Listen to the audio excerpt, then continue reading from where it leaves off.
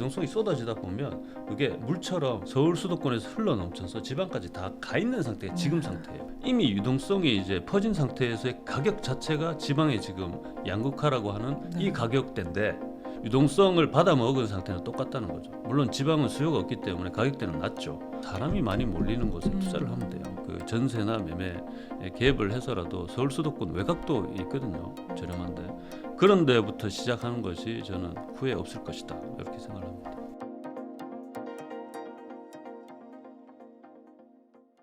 그럼 작가님이 보시기에 요즘 부동산 시장 분위기 한마디로 하면 뭐가 될까요? 요즘은 요것도 말씀드릴게요. 부동산 시장은 크게 세 가지 요인이 지금 가장 큽니다. 뭔가 하면 유동성. 이제 저는 환율을 보지만 사실은 이제 환율 그 밑바닥에 유동성 돈이 많이 풀린 거, 그리고 금리, 한국 금리죠. 그리고 수급. 요거는 이제 공급입니다. 수요 공급인데 하여튼 이런 거가 이제 가장 크게 변수로 작용을 합니다. 요인으로 작용을 하는데요. 이 세 가지 요인이 다 부동산 상승에 이제 가 있어요. 보십시오. 유동성은 돈이 많이 풀린 거는 인정. 그리고 이제 금리 어떻습니까? 향후에 더 떨어질 거예요. 할 수 없어요. 지금 그 금리를 기준금리를 안 내리면 한개 이제 자영업자들 다 그냥 그 넘어집니다. 그러면은 최소한 새마을 금고나 이런 거 한두 군데는 쓰러져야 돼요. 그거를 우리가 감당할 수 있는 그런 거는 아무도 모르는 거예요. 그래서 금리는 내려갈 수밖에 없고요. 그리고 수급. 수요는 사실은 소비 심리이기 때문에 갈 때와 같습니다. 이게 잘 몰라요, 사실. 근데 공급 같은 경우에는 역대급으로 낮습니다. 그동안 서울, 특히 서울 수도권 서울 같은 경우에는 5만여 가구가 이제 계속 신축이 돼 있어야 돼요. 근데 그게 이제 반으로 낮죠. 2만여 가구밖에 안 됐고요. 그리고 올해 그리고 내년 내후년까지는 그거의 절반으로 공급은 그냥 작살이 났습니다. 그래서 이렇게 보면은 당연히 상승을 해야 되고 어떻게 보면 뭐 여러 가지 뭐 살려고 해야 되고 이런 게 돼야 되는데 잠잠하죠 지금. 왜 그렇겠어요? 수급 중에 수요가 소비 심리가 제일 중요한데 정치가 이렇게 되니까 지금은 전세 일단 살아보자 이런 게 이제 너무 이제 심각하게 그 소비 심리가 저조합니다. 이게 100 이상이어야 수요가 많고 100 이하 중에서도 50, 60 정도로 되게 저조해요. 그래서 일단 매매는 지금 되게 저조한 상태고 보합이라고 이제 합니다. 그래도 이제 한번 우리가 토지 거래 허가 구역을 한번 해지한 적이 있는데 그때 강남 3구 등 핵심지 아파트의 가격은 그냥 바로 이제 치솟았거든요. 이제 그런 걸 보면 대기 수요가 있다는 것이고요. 하지만 지금은 정책 리스크 때문에 못 움직이고 있다는 거고요. 근데 여기서 최근에 제가 특기할 만한 거는 저도 이제 주택을 좀 갖고 있기 때문에 아파트를. 근데 아파트에 이제 최근에 전세 계약을 이제 새롭게 체결을 해야 돼요. 세입자분이 나가고 기존에 있는 분이 나가고 새로운 분이 오셔야 되는데 이게 서울 아파트 웬만하면은 이제 가격 조정을 하면 전세 수요가 없지는 않거든요. 물론 방학대가 많긴 합니다. 근데 지금 이제 한 두어 달 지났는데 전세 수요마저 없다는 거죠. 요거는 좀 특이할 만해요. 그래서 수요가 이렇게 없는 것은 인정. 왜냐하면 이거 어떻게 보고 움직여야 될지 모르니까. 그리고 규제도 많고 그리고 이제 민주당이 되면 사실은 이제 되게 그 문재인 정권 때 어떤 식으로 이제 세금이 있었는지를 잘 압니다. 주택이 많은 사람들이나 이런 사람들은. 그래서 야 이거 어떤 식으로든 세금을 회피 기동이죠. 회피할 수 있는 방법을 모색을 합니다. 더 사는 건 안 되겠죠, 당연히. 그래서 이런 것은 있는데 전세 수요까지 지금 약간 보합이라는 게 저는 조금 이게 왜 이런가? 하여튼 이런 국면은 이런 국면이고요. 제가 보기에는 일단은 이제 대선 이후에 아마 어떤 식으로든 뭐 정책이 좀 쏟아질 거고 그걸 보고 하반기 때는 움직임이 있지 않을까 싶은 폭풍 전야의 뭐 이런 고역 이 정도로 봅니다 지금. 무섭네요. 그렇죠. 그러면 저희가 6월 3일에 조기 대선이잖아요. 그렇죠. 그럼 대선 이후에 작가님은 부동산 시장 어떻게 전망하고 계실까요? 대선이 이제 누가 되든 사실은 이제 어떤 식의 불확실성이 없어지는 건 맞지 않습니까? 그렇죠. 민주당이 되든 국힘이 되든 어떤 식으로든 불확실성은 없어지고 대신에 대응만 남은 거죠. 이제 세금을 많이 걷겠다라는 측면이 그런 이제 정치 그룹이 되면 사실 그때는 일단은 좀 사람들 간에 특히나 매수 여력이 있는 사람들은 어떤 식으로든 덜 내는 방향으로 그렇게 움직일 겁니다. 특히나 이제 명의나 이런 것들을 이제 법인을 만든다든지 하는 이미 그렇게들 하고 계시지만 거기에 더 나아가서 아마 하는 게 있을 겁니다. 그렇지 않으면 보유세 중에 이제 아시다시피 종부세나 재산세 그 종부세가 보유세인데 종부세는 지금 이제 현행화 로드맵을 문재인 정부에서 하다가 지금 윤석열 정부에서는 그걸 현행화는 안 하고 60% 정도까지 내려놨거든요, 사실. 그래서 낼만 해요. 사실. 그러니까 서울 핵심지에 있고 주택이 아파트가 두 채만 돼도 사실 낼만 한데 네. 그 두 채만 돼도 현행화가 80% 90%까지만 돼도 1년에 뭐 1,000만 원 이상 낼 겁니다. 근데 거기에 계속 살았던 노인 나이가 많으신 분들 지금 직장을 다니지 않고 현금 이제 흐름이 없으신 분들은 그 돈을 낼 수가 없어요, 사실은. 어느 정도 이제 뭐 자식들이 또 뭐 부담 어느 정도 하겠지만 쉽지는 않거든요. 그래서 이런 부분이 어느 정도 있기 때문에 이제 두 가지 경우죠. 수요가 있을 것이다. 그 불확실성이 없어지면 그리고 또 세금이나 이런 거 만약에 그런 이슈가 다시 악몽이 다시 되살아난다 이런 상황이 되면 파는 매도하는 수요도 있을 것이다. 이렇게 보는 겁니다. 그리고 어느 정도 이제 하반기 끝 내년 초 이렇게까지 가봐야지 이제 판가름 나지 않을까 이렇게 싶습니다. 근데 서울 부동산은 불장인데 이게 지방은 또 차갑게 얼어붙은 곳이 대부분이라고 그렇죠. 들었어요. 양극화는 그럼 앞으로 더 심해질까요? 아니면 그래도 다른 곳으로 온기가 좀 퍼져나갈 수 있을까요? 이것에 대해서도 네. 저는 확실히 말씀드릴 수 있습니다. 이게 100%는 아니죠. 100%는 네. 없습니다. 근데 유동성이 이제 풀리면 어떻게 일단은 유동성이 풀렸다라는 거는 이제 인정을 다 하셔요. 왜냐하면 M2를 보면 되거든요. 그 데이터가 다 있습니다. 저도 갖고 있고 엄청나게 풀렸는데 그 M2가 풀린 게 서울에만 풀렸습니까? 절대 그렇지 않습니다. 풀리다 막 이제 유동성이 쏟아지다 보면 그게 물처럼 이게 흘러 넘쳐가지고 서울 수도권에서 흘러 넘쳐서 지방까지 다 가 있는 상태가 지금 상태예요. 유동성을 받아 먹은 상태는 똑같다는 거죠. 물론 지방은 수요가 없기 때문에 가격대는 낮죠. 근데 이미 유동성이 이제 퍼진 상태에서의 가격 자체가 지방의 지금 양극화라고 하는 이 가격대인데 만약에 긴축이나 위기가 있으면 지방이 더 오를 수 있을까요? 이런 것들은 생각을 좀 해보면 알 수.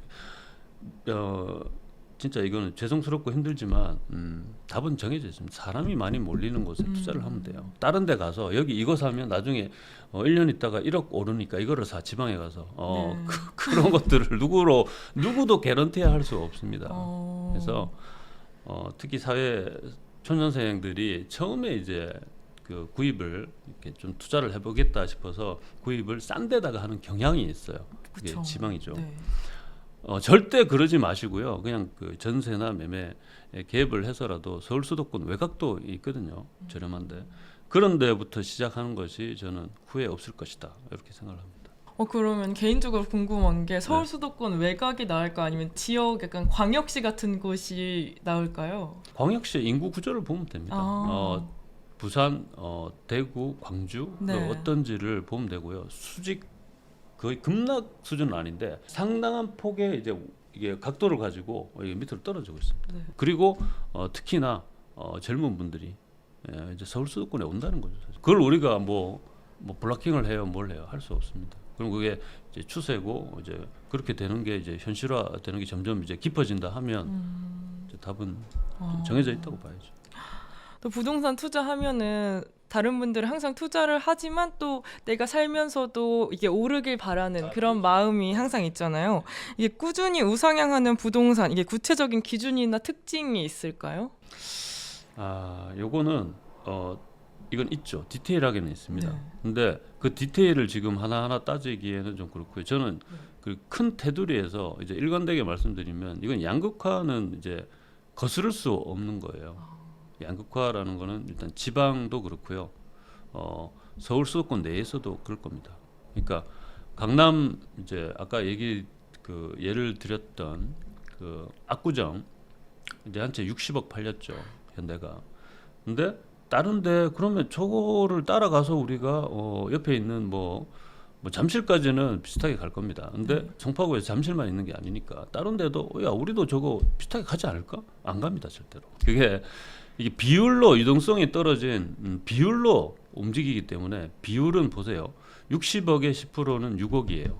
근데 원래 20억짜리의 10%는 2억밖에 안 돼요. 그러니까 비율로 따져보면 돼요. 그럼 양극화는 이제 기하급수적이 될 겁니다. 기하급수적은 좀 그렇고요. 점점 더 양극화는 이제 어쩔 수 없는 거라는 걸 계속 말씀드리겠습니다. 그럼 약간 우상향하는 부동산을 계속 갖고 있으려면 사람들이 항상 몰리는 곳에 우선 부동산을 생각을 해야 되는 거죠? 그렇죠. 그거 잠깐 말씀드리면 이제 답은 정해져 있다고 해. 그 답이 이제 지역이 서울 수도권이라고 말씀드렸는데 그러면은 쉽죠. 60억 들고 거기가 사면 돼. 근데 60억이 없는 게 문제잖아요. 그렇죠. 그러면 어떻게 스텝 바이 스텝을 하느냐. 그래서 이제 잃지 않는 게 중요한 거예요. 지방에 아무리 투자해서 그거 갖고 있다가 나중에 100년 있다가 1억이 오르면 그게 의미가 있습니까? 없다는 거죠. 그렇죠. 그래서 적절한 시기에 내가 예측 가능한 수준으로 얘가 인플레이션을 해치하고 올라주면은 그걸 디딤돌 삼아서 내가 왜냐하면 번 돈도 있을 거니까 그때는 그렇죠. 얘도 이제 커져 있어. 그럼 이게를 콜라보 해가지고 이제 그때부터 네. 계속 이제 층계로 오르는 거예요. 그래서 나중에 이제 자기가 여력이 되는 근데 무턱대고 이것도 또 나 60억짜리 살 거야. 그러면 또 인생 전체가 피탈이 납니다. 힘들어요. 뭐 먹을 거 안 먹고 이렇게 살아야 돼. 그것도 네. 힘들잖아요. 그러니까 요거를 리밋을 걸어 두는 거예요. 적당하게. 가령 뭐 난 이제 잠실쯤에 가서 살 거야. 이 정도로 해버리면 그래서 어느 정도 이제 그 처음 외곽 수도권 외곽부터 시작해서 뭐 디딤돌 대출 이런 걸 받든지 해서 차근차근 올라가겠죠.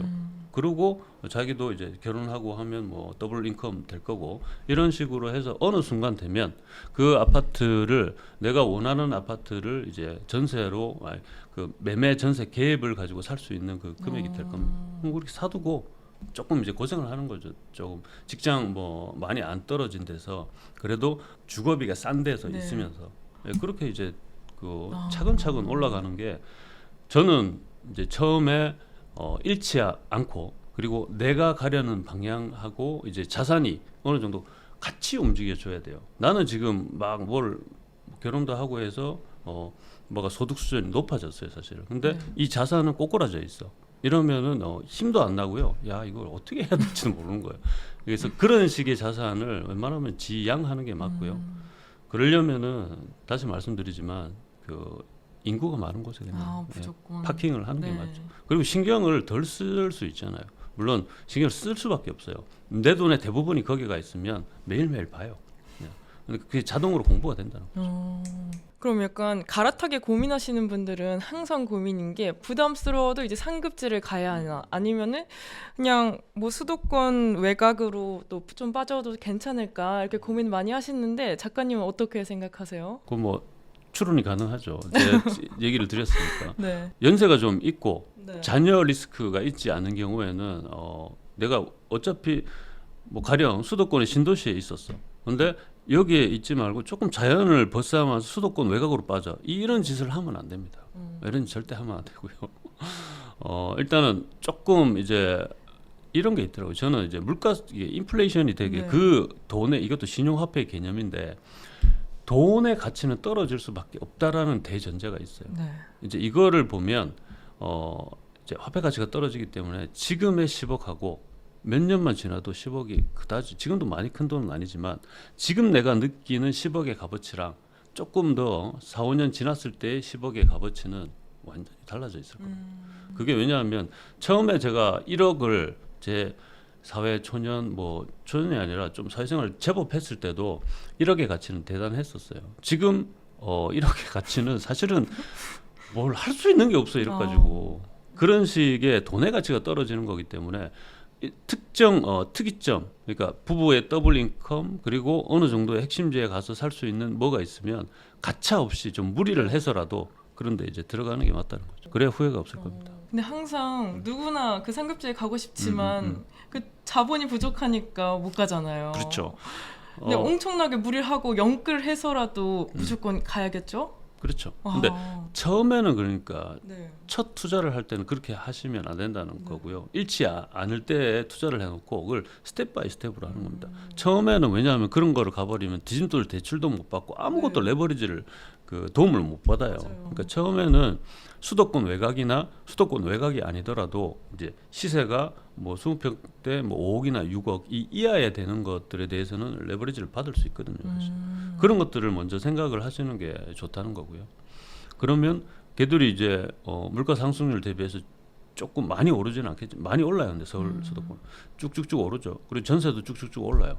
그리고 어떤 시점에서 이제 그런 것들을 뭘 한 채 더 사고 하는 것들이 이제 자연스럽게 자기 머릿속에서 이렇게 그려질 겁니다. 이거는 아무리 글이나 말로 설명을 드려도 네. 메커니즘은 자기가 이제 알 수밖에 없어요. 한번 해보면. 예. 그래서 투자는 스터디나 뭐 이렇게 티어리 같은 게 아니에요. 그냥 기술입니다. 기술. 그냥 해야 돼. 기술은 뭐다? 하면 느는 거잖아요. 자기가. 각자 상황도 다르기 때문에. 네. 그럼 스텝 바이 스텝으로 올라가는 게 좋은 거잖아요. 그렇죠.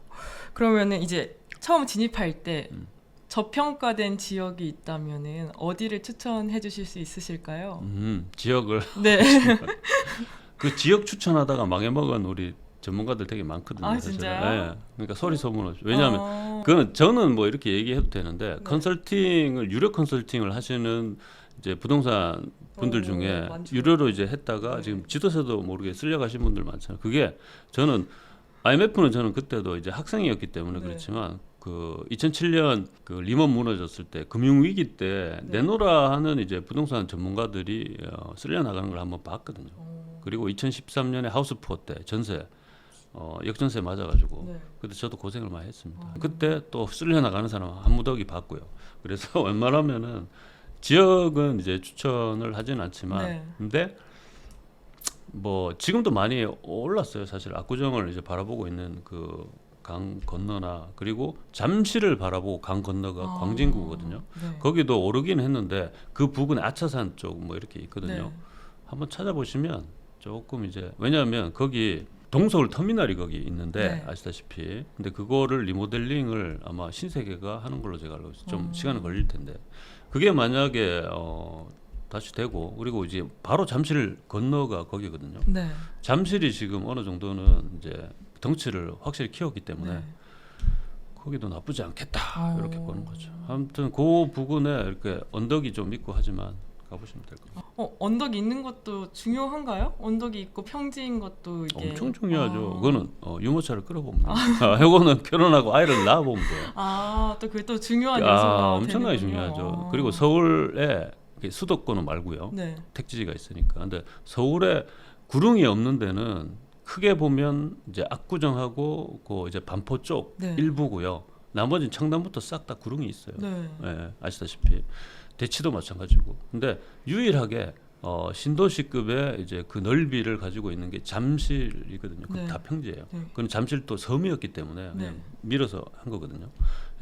그래서 이제 거기에서 애를 키우는 사람들이 그렇게 많고 거기는 이제 대규모 단지들이 있는 것은 대규모 단지가 되면 무조건 애들 키우긴 좋아요. 왜냐하면 학교가 들어앉아 있다든지 거기에 뭐 여러 가지 편의시설이 그 단지만 보고도 많이 들어오기 때문에 네. 그렇게 될 수밖에 없습니다. 그런데 수요는 아무리 우리나라가 지금 합계 출산율이 6점 몇으로 떨어졌죠. 나라가 소멸각이에요. 그걸 맞는데 소멸은 어디서부터 하느냐? 네. 지방부터 합니다. 죄송한데 그거 어쩔 수가 없더라고. 그래서 끝까지 살아남는 데는 이제 서울에 있는 그런데 다 그리고 우리 생애에서는 거기가 나락으로 가지는 않을 거예요. 우리 다음 세대. 그래도 제가 이제 100살까지 살아야 되니까 여기도 아마 문제 없을 겁니다.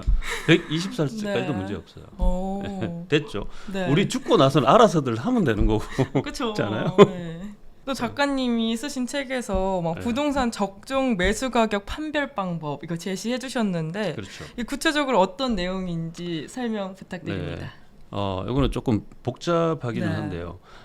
일단은 서울 핵심지는 이게 소용이 없습니다. 거기는 사치제이기 때문에 이러한 공식이나 이런 것들이 좀 안 되고요. 이게 금리에서 물가 상승률을 한번 빼보는 거예요. 그러면은 그게 플러스면 금리가 내려갈 가능성이 되게 높은 거고요. 그게 마이너스면 금리가 마이너스는 조금 별로잖아요. 그래서 금리가 오르면 우리가 별로잖아요. 기분이 안 좋잖아요. 이제 그런 느낌이라고 보시면 되고요. 일단은 금리가 지금 2.75%입니다. 작년에 한국 이제 물가 상승률은 이제 네. 요건 모르실 거고 저도 조사를 하니까 아는 거 2.3%예요. 근데 올해는 물가 상승률이 2%로 예상되는 거예요. 거의 이거는 맞아 떨어지거든요. 왜냐하면 통계를 네. 그렇게 작기 때문에 그럴 수밖에 없어요, 사실. 근데 그렇게 따지면 2.75에서 작년 거 2.3%를 빼도 플러스 0.45고 그리고 올해 2%를 빼도 플러스 0.75%죠. 이러면은 금리가 내려갈 확률이 되게 높은 거예요. 금리가 내려가는 국면이라는 겁니다. 그래서 보통은 근데 안정적인 금리 빼기 물가 상승률의 안정적인 것은 마이너스 0.5 내지 뭐 마이너스 1 정도 돼도 돼요, 사실. 근데 지금은 마이너스 1 뭐 이렇게 해도 안정적이긴 한데 워낙 이제 그 대출이나 리스크가 아까 말씀드렸다시피 소상공인 뭐 이런 부분 연쇄돼서 힘들고 한 부분이 뇌관처럼 있기 때문에 금리를 아마 내릴 수밖에 없는 국면이 될 것이다. 이렇게 생각하는 거고요. 그러면 이제 요것과 그리고 지금 내가 살려는 부동산, 특히 저는 아파트를 보통 하는데 아파트를 이제 이런 수익률이 뭔가 하면 월세 수익률이에요. 네. 그러니까 월세 수익률을 이제 맞췄을 때 이런 금리가 어떻게 되는지 봐야 되고 지금 금리보다는 높아야 되는 거잖아요. 네. 그래야지 내가 이자를 뭐 대출 금리 얘기하는 거예요. 대출 금리보다 이제 높아야지 대출을 내고 이자를 내더라도 이 수익이 되니까. 그래서 처음에 이제 솔직히 수도권이나 외곽지, 서울도 마찬가지입니다. 외곽지에 집을 살 때는 아파트를 살 때는 이러한 것들을 금리가 내려갈 건지 뭔지를 보시고요. 그리고 지금 이제 대출 금리가 이 정도 지금은 한 4%가 좀 안 될 겁니다. 그러면 월세 수익률은 뭔가 하면 전세하고 또 다르잖아요. 내가 보통 10억짜리를 샀는데 그게 그래도 한 이제 4% 내지 뭐 이렇게는 돼야 되는 거예요, 월로. 그러면 연 5%잖아요. 네. 네, 그렇게 되는 거거든요. 이런 걸 따져보고 샀을 때 그렇게 해서 샀는데 그게 한 내가 12억 주면은 그 수익률이 안 나오니까 이거 잘못됐구나. 이렇게 판별할 수 있는 뭐랄까요, 그나마 앵커링 되는 이제 기준을 제시를 하는 겁니다.